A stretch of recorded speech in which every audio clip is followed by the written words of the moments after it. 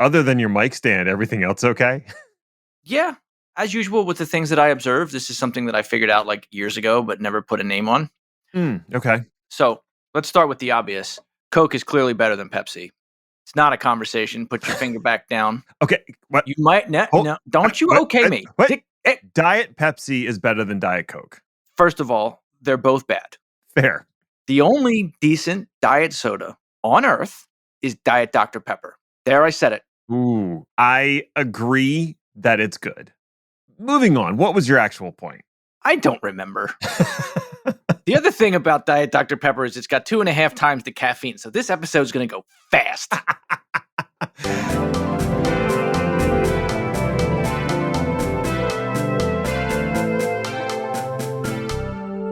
Hello, Alleged Human, and welcome to the Chaos Lover Podcast. My name is Ned, and I'm definitely not a robot. I am a real human person who has feelings, dreams, and an inordinate desire to consume caffeine and sugar.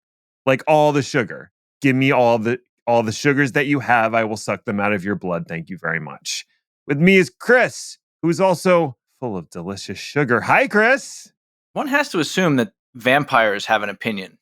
An opinion on blood types, sugar levels? Yeah. So think about beef, right? We know there's a difference between corn-fed and grain-fed, right?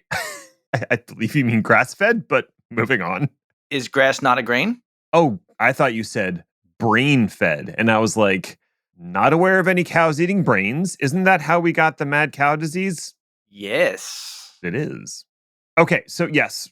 Corn-fed versus grain-fed versus grass-fed. There is a definitive difference. Right. So if you were eating either human flesh or drinking human blood, or both, I'm not here to shame anyone's kink, you're going to be interested in that person's, let's call them the donor's diet. Absolutely. That's why I'm almost positive this is correct. On the website for the Red Cross, they say you should do 5 or 6 shots of whiskey before you donate so that, when somebody gets your blood, it's a little pick-me-up. Settle down. I was wondering where you were going with that, and it turned out it wasn't anywhere good. But hey, speaking of consuming entirely too much stuff, guess what I did this week? Went somewhere that wasn't good? Oh, I went somewhere that was fine, but I consumed entirely too much of a thing, and that thing was AI. Woo! Yeah. So this past week, I attended the AWS Summit in our nation's capital and home to a really good taco place. Seriously, it's called Rebel Taco. It's on the corner of 6th and K.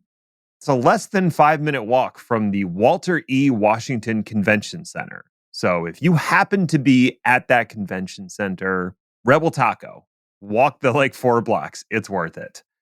I got 3 different tacos. They were all delicious, especially the lamb birria. That was real good. And the margarita I got to go with my tacos was absolutely not fucking around. Whew. Somebody had a very heavy hand at Rebel Taco, and I didn't mind one bit. Unrelated, I saw something interesting / terrifying. Okay. The new summer drink is a pickle juice-based margarita. Thanks, I hate it. Anyway, enjoy your weekend. So, when I was 15, of course I have a story for this, right? When I was 15, I worked at a pizzeria, and I also had acne because I was 15. Right. It's like the rule. And working in a pizzeria was definitely not going to help this. The amount of grease in the air. Anyway, so the owner and proprietor of said pizzeria told me that a cure for acne, or at least a treatment, was drinking pickle juice. And being as we were a pizzeria that made other things, we had giant pickle jars. So she just poured me some pickle juice and she was like, down it. This will help with your acne. It did not. No, it wouldn't. But she got to watch me drink pickle juice, which I think is 99% of it. Mm-hmm. Yeah. That was a game of watch the 15-year-old do something dumb. Mm-hmm. That seemed to happen a lot. Sometimes unprompted, often unprompted, almost always unprompted. One day you'll stop playing that game. When I'm dead, Chris. Anyway, so I will not be drinking this cocktail, but I will be talking about AI for a while. We're going to be drinking from the AI Firehose, which ironically is an AWS service that didn't come up in all of the presentations that I attended. For those not familiar with tacos, that's when you take a corn tortilla and you place some toppings inside the tortilla and then you fold it up. And then I wait, okay, no, wait. We were talking about the AWS Summit and not delicious food. Sorry, I got sidetracked. It is lunchtime, to be fair. So let me talk about the amazing French toast that I had at the Delegate. It was a challah crusted French toast. The crusting was cornflakes and stop it, Chris. All right, fine. I'm not procrastinating. You are. For those not familiar with the AWS summits, these are mini events put on by AWS all around the globe. They're typically 1 or 2 days, and it's kind of, you could think of it as a speed run of reInvent. And you don't have to go to Las Vegas. So that's a gigantic win. I've attended the NYC Summit 3 or 4 times and really enjoyed it. In fact, it's happening again in a few weeks, and I plan to go. But I also wanted to try out the DC Summit since I figured it would have a different focus and attract a slightly different crowd, by which I mean public sector, government, and military. It was interesting to see the different types of vendors this attracted at the expo and how the sessions focused on public sector and intelligence applications instead of building the next Uber for tacos, a company that I would absolutely invest in. Yeah, let's talk about that instead of AI. We probably could. But no, while I was browsing through the sessions, trying to plan out my schedule for the 2 days, I couldn't help but notice how many of the sessions had AI somewhere in the title. I actually talked to an AWS person the following day, and they said that 55% of the titles of the sessions had AI in them. Even more of them were about AI, but that was just the ones that had it directly in the title. Considering there are 380 something services, there's no possible way that 55% of the services need AI. No. Explain. Well, at first, I was just trying to avoid those sessions. So I was trying to pick stuff like running EKS clusters or AWS networking at the edge or scaling storage best practices. Things that I think of as, quote, real topics. Which ironically would include the responsible and practical use of Firehose. Indeed. See, I know things. I know you do.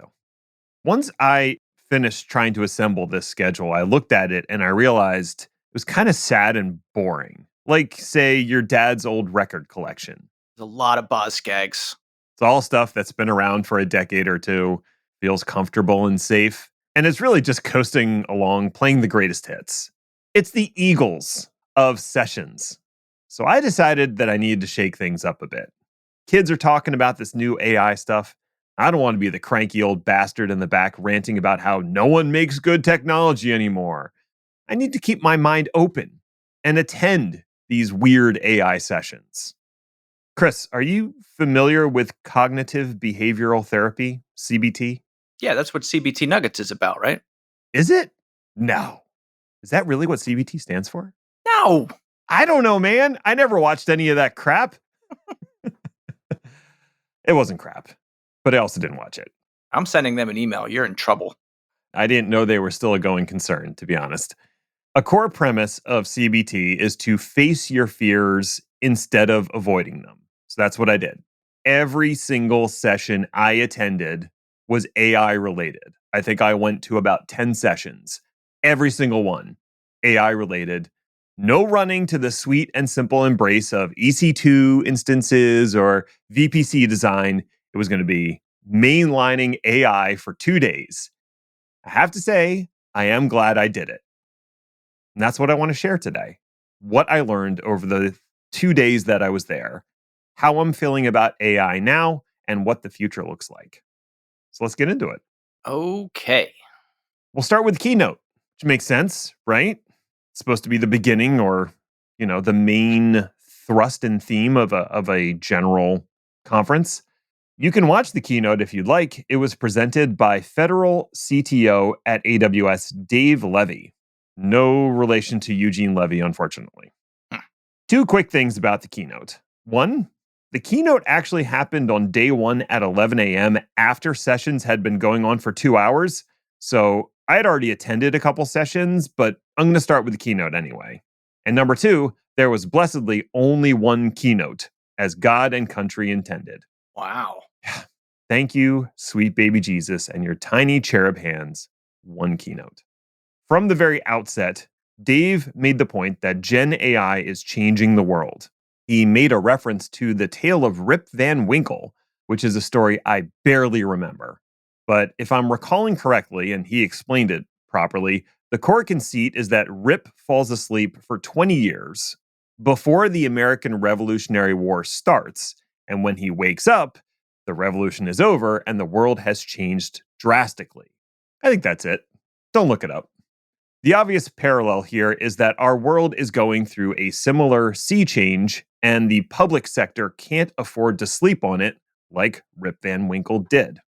In fact, he kept using the word revolution several times to describe what AI is doing. And the word revolution does feel like a little bit loaded, especially given the political climate and the 7 or 8 protesters who stood up in the middle of his talk and yelled stuff about Gaza, Israel, and how evil Amazon is and questioned how he could sleep at night. So I don't know. Maybe find a word that's a little less evocative. Maybe? I don't know. Anyhow, has nothing to do with AI, just word choices.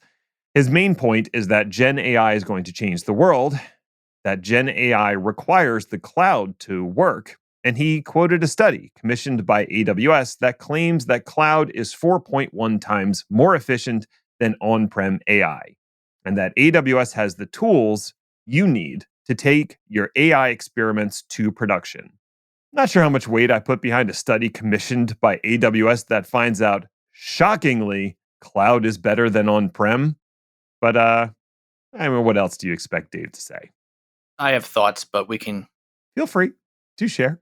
Anytime you see a study like this, what do they mean by on prem? Yeah. Who set it up? How much money and time and expertise did they invest in it? What models are they using?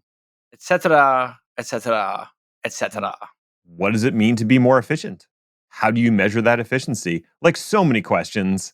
I didn't want to get bogged down in it. I will try to find the study if I can. We will get into AWS's AI stack in a little bit, but I do want to mention a couple other things. First, Dave said something about how AWS isn't here to build the best AI applications. That's what they expect you to do. They're just providing the raw materials, which inadvertently is a dig at their own Amazon Q product, which ostensibly is a really good AI application. Whoops. Which also should be what AWS does. You would think. Just provide the raw materials. And that's good. I actually liked that part of it. Like, yeah, you give me the raw materials. That's what AWS has specialized in for years, is giving developers, here's a big old Lego set or an erector set or whatever you want to call it, build your thing. He also made an offhand comment about data sovereignty issues, which I think was a subtle dig at Microsoft's latest stumble with handling GDPR and the Scotland police force, I think. Dave had 2 guests with him on stage, one at a time. The first one was the director of AI for the CIA, and the second was the head of AI for the Army. And both chats turned into weird recruitment pitches for the CIA and the Army, along with a plea from the Army guy for input on their AI layered defense framework. What was strangely absent from both conversations was any mention of how the CIA or the Army are using AWS for anything. That's classified. I guess, but also, like, you would think if you have guests up on stage at an AWS event, they're going to at least mention how they're using AWS in some way. I mean, counterpoint, this was hosted in DC, so it could very well have been somebody called AWS and explained to them that these are going to be the guests. Could be. I mean, the CIA probably has the leverage to do that. So, since they didn't say what AWS is doing with AI, let's talk about AWS's AI portfolio. It's kind of an open secret, not even a secret. It's just known that Microsoft has a first mover advantage when it comes to AI products. They partnered closely with OpenAI. They rolled out Copilot long before AWS had Code Whisperer, and GitLab had their product called Duo. Amazon and Google Both look to be caught flat footed when it came to AI, and they are both furiously trying to catch up. That being said, a first mover can have a big advantage, but it also means that you're likely to fuck up a lot. You're the one blazing the trail. You're not following some well trodden path. So the chances of making a logistical or tactical error are high, even if your strategy is sound. Sometimes being a fast follower can actually work in your favor because you can see what the first mover stumbled over and adjust accordingly. And I kind of get the feeling when watching AWS talk about their various AI offerings, that's kind of where they're at. They're keeping an eye on Microsoft and going, well, as long as we can stay relatively close behind, we'll be fine. So they don't have a monster model like OpenAI's GPT 4.0. I guess it's called 4.0. 4.0. Why did they abandon the semantic versioning? I don't understand. Anyway, they don't have that running in their data centers. Instead, they have their own foundational model, which is called Titan, a model that by most accounts is pretty meh. More like a teen titan, am I right? I like it. All right, which Teen Titan would it be? The boring one. Robin. It'd be Robin. But we repeat ourselves. What is a poor cloud hyperscaler to do? Build Amazon Bedrock. The Flintstones thing? Yeah. Yeah. They invited Fred over and just like hashed it out over some giant ribs. And strangely, he did a cigarette ad. Everyone was deeply confused. Oh, hell of a callback. Well done. So when Bedrock was announced, most people were like, huh? But essentially, what it is, and I actually find it pretty interesting now that I understand it, it's essentially an abstraction layer on top of other existing foundational models. So it is not an LLM, it's not a model in and of itself. It doesn't tie you down to a single model. Instead, you can choose to use one or more of their various supported models or bring your own model. Bedrock currently supports Titan, Anthropic, Meta, Mistral, and a bunch more. You can look up the current list. I'm sure it's constantly changing. And the first session I attended was actually a builder session where the presenters walked through using Bedrock in a Jupyter notebook to interact with 4 different models, basically simultaneously. I very much jumped into the deep end of things inadvertently. I walked in, they had like code up on the screen. I was like, what did I just get myself into? All right. The idea was to test and evaluate the responses from each model and figure out which one would be best suited for a set of tasks. And you can go back and check that on a regular basis because the models are constantly changing. Inside of the Bedrock SDK for Python, there's a method called converse. And this method and the service behind it abstracts the required inputs and parameters for each model into a consistent set of inputs. So every model has its own specific parameters and the way that it expects you to structure requests and the way that it structures its responses, especially when you're interacting programmatically. The key idea here was you can use this converse method in a method call to loop through as many models as you'd like at once. And it has a consistent interface in front of those models. So you don't have to adjust your parameters and your inputs. And you know what form the response is going to take because it normalizes it for you. Huh. That seems kind of useful. If you need to, you can put in model specific parameters in a separate field. So you can, in your configuration of the method, you can say for this model, add these 2 or 3 customized parameters. So you can still add that level of customization in there. But if you don't want to, you don't have to. And since the technology and the models are evolving so rapidly, having a low switching cost between models is going to be a huge benefit versus just hitching your wagon to OpenAI and hoping for the best from Sam Altman. I don't feel super positive about that. Bedrock also has a couple other neat things. One is something they're calling knowledge base, which is essentially RAG, aka retrieval augmented generation. Like the name implies, you can load up additional documents in S3 and feed them to a generic model to help it better understand your unique business and requirements. Each model has a different way of doing RAG, so it's nice to have Bedrock just handle that abstraction. Hey, I want to use these 6 different models, send it in the document way they prefer from this S3 bucket that I've loaded things up with. The other interesting concept, and I'm still trying to wrap my brain exactly around how it works, but it was this concept of agents and tools. And I'm not talking about agents in the sense of chatbots or digital assistants. Instead, it's a way that Bedrock lets you define tools that models can pass work off to in their application flow. So the tools are really just Lambda functions that interact with some other API or data source. And the agent is the part of Bedrock that does the tool invocation and passes information back to the model. So you can ask your application to do something like parse a bunch of emails for sales orders and then add them to your ordering system. And the model can use natural language parsing to understand the mail content and then invoke the tool to actually interact with the ordering system. This is the sort of thing that's going to put a lot of interns out of work. Yeah, it's basically fancified RPA. Yeah, that's a great way to put it. It is very much like, yeah, whatever RPA stands for, robotic process automation. There That's you the one. go. I got there. But yeah, if you have existing APIs and other systems that you want your language models or your foundational models to interact with, you don't have to write that interaction into your application. You just define this tool spec. I think they called it a tool spec. It was something along those lines. And then implement that tool spec in Lambda. And now your foundational model can interact with whatever API you want to hand it off to, if it's internal or external. I was like, oh, that sounds pretty awesome, but also possibly incredibly dangerous because now we've allowed AI to just do whatever the hell it wants. Uh, I'm sure that won't come back to bite us.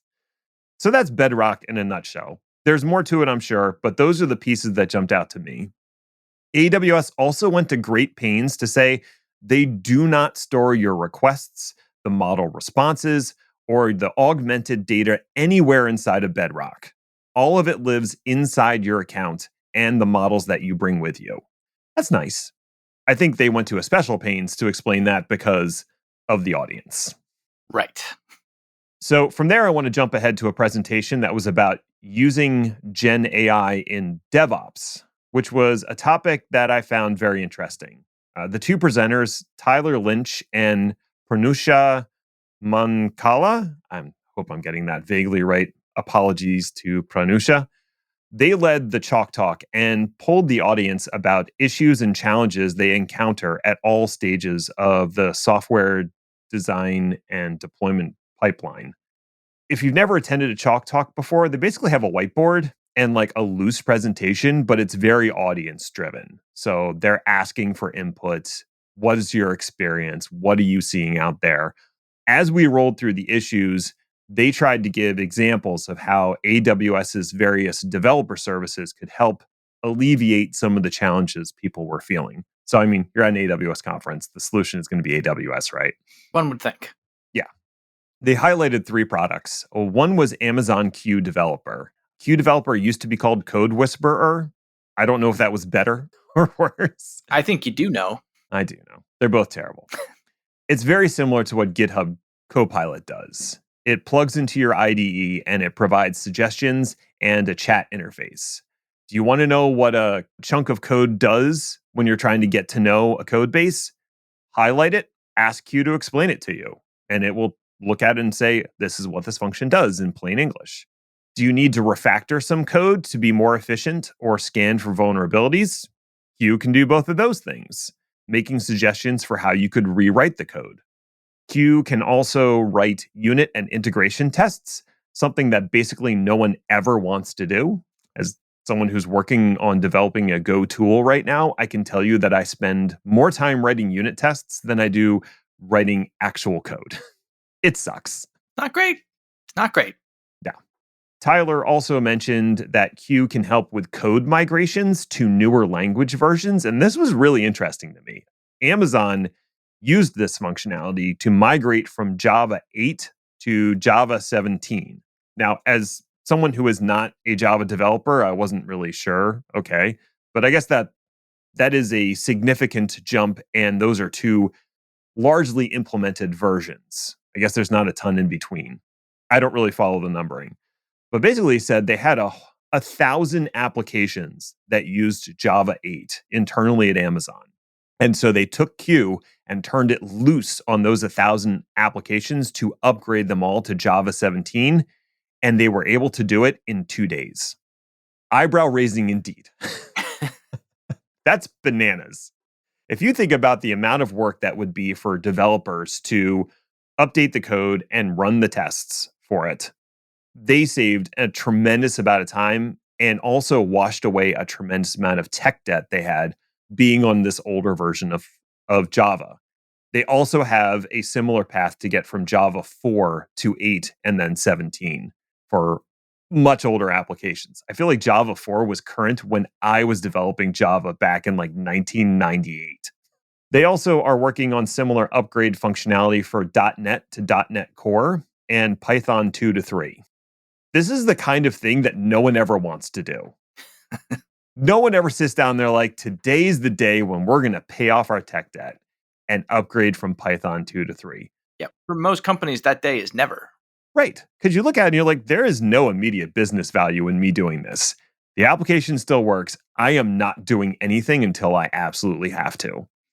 But doing that upgrade actually does come with some benefits. Another session I attended was put on by GitLab, and they were talking about their code assistant, which is called Duo. And Duo can do refactoring from C to Rust. And they talked to a public sector organization whose name they couldn't say, but they talked to one, and they had this C-based application that was a bit of a bottleneck for what they were doing. They had Duo port it over to Rust, and this was just an experiment. It was supposed to be like a 3-month long migration process. They had Duo try to do the migration of C to Rust and move it to running on Lambda instead of EC2. Duo and the senior developer managed to do it in 2 days. Is this the rule? Everything happens in 2 days? Apparently. The resulting application was 90% smaller, ran 100 times faster, and could scale by 50x, in part because of Lambda. Well, and just because of Rust. And something interesting about this is not just simple refactoring, but you're looking at optimizing how the code does what it does. Mm-hmm. You know, like the difference between a junior programmer writing this program for their very first time and somebody that's got 35 years of experience picking up that code and saying, this is what it should have looked like. Exactly. And I think that was a point that the presenter made was senior developers will actually get some of the most benefit out of this because they can look at the code that is produced and they understand the context of the original code. So they have a better chance of making sure the code actually works after that conversion and works properly. It's just that this GitLab Duo is going to save them a ton of time in doing the actual code writing. So that was pretty impressive to me. He also talked about how so many companies will do like a lift and shift and then never actually refactor the code. And so you have all these inefficient applications eating up cycles on EC2 in AWS or wherever you decide to host your code. If you can go back and use one of these code assistants to refactor things pretty quickly, instead of a 6-month lead time, you're now talking about a 2-week lead time, maybe. That's actually worth doing and could be game changing for some organizations. Yeah. I mean, a lot of times people simply hide bad code behind larger instances. Sometimes it's doing a lot of lifting there, buddy. Yeah, the fact that we can just throw more hardware at it and have done that for years, this is actually an opportunity to slim down your code, maybe make it safer, because if you're moving from C to Rust, it's now memory safe at least, and maybe squash some security bugs in the process. Like, that's a win for a lot of teams. Mm-hmm. Moving on from the code assistant, the other tools that were mentioned are DevOps Guru and Code Guru. Terrible names. The former does scanning of CloudTrail logs looking for anomalous events, and the latter does code scanning, testing, and assessment. From what I understand, Code Guru charges by the line scanned and is prohibitively expensive. Okay. DevOps Guru, similarly expensive for looking at CloudTrail logs. But they mentioned them, so I guess I should too. The last part of the AWS Gen AI sandwich is hardware.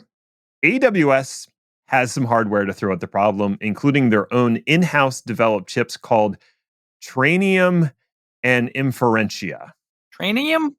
Trainium, which are for model training and inference, respectively. But I think you already guessed that. Are these chips any good? No idea. Are the names any good? No. They also have NVIDIA A100s and soon we'll have H100s. So maybe that's a better bet if you're doing this model training thing. Just a thought. Yeah. Another session I attended was all about the training process for a foundational model called Falcon.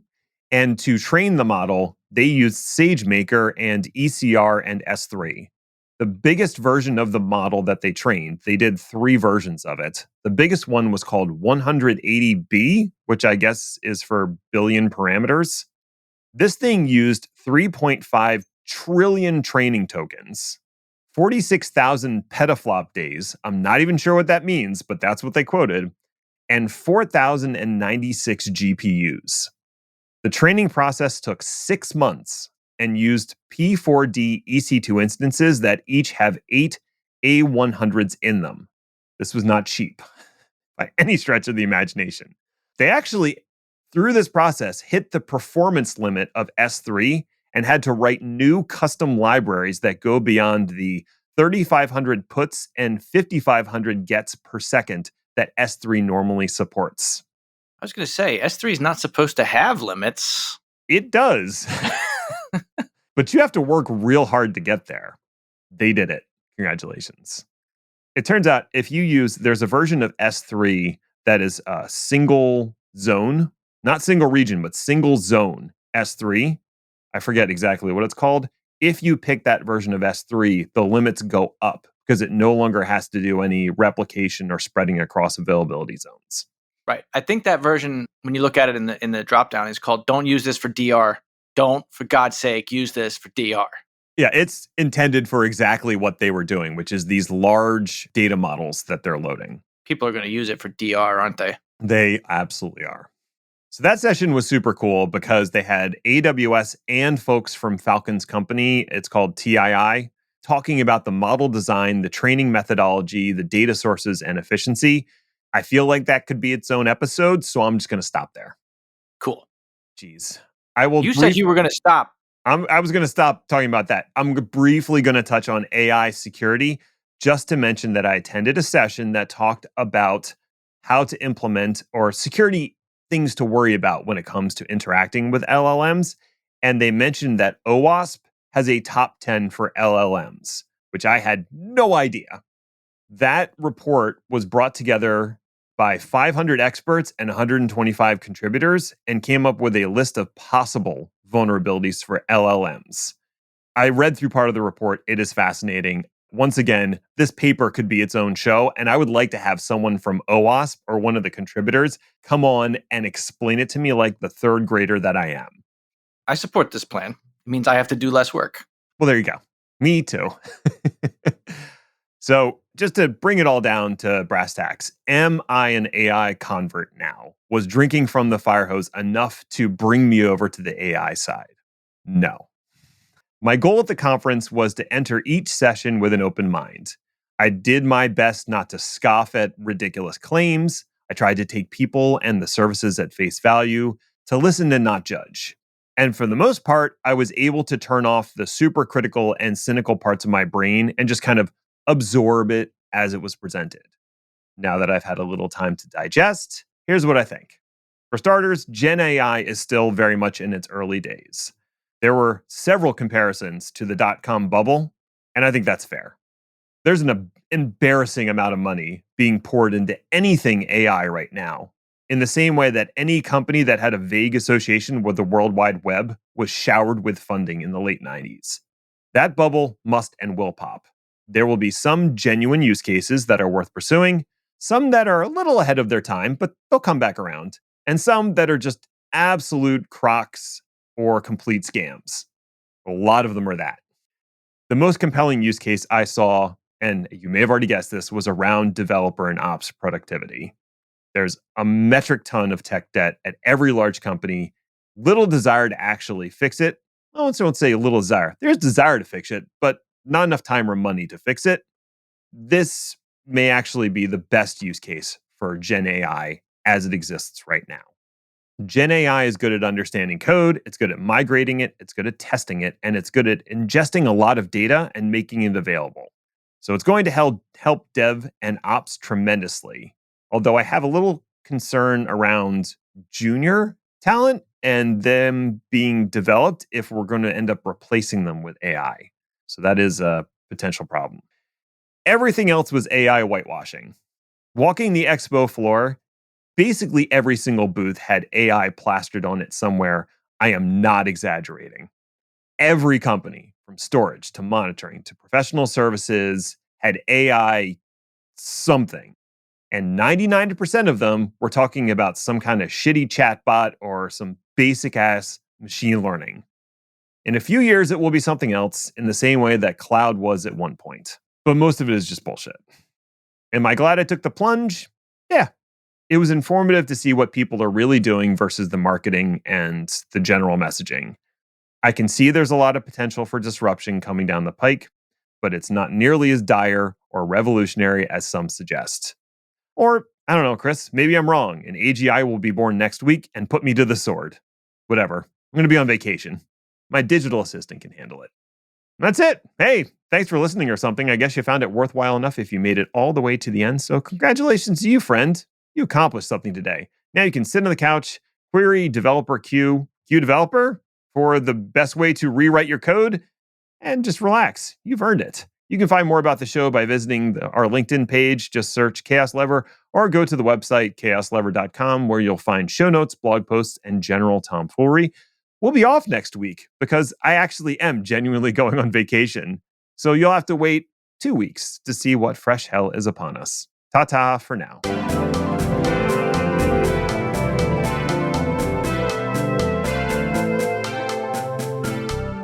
When are you not on vacation? I'm sorry, I was on vacation. What?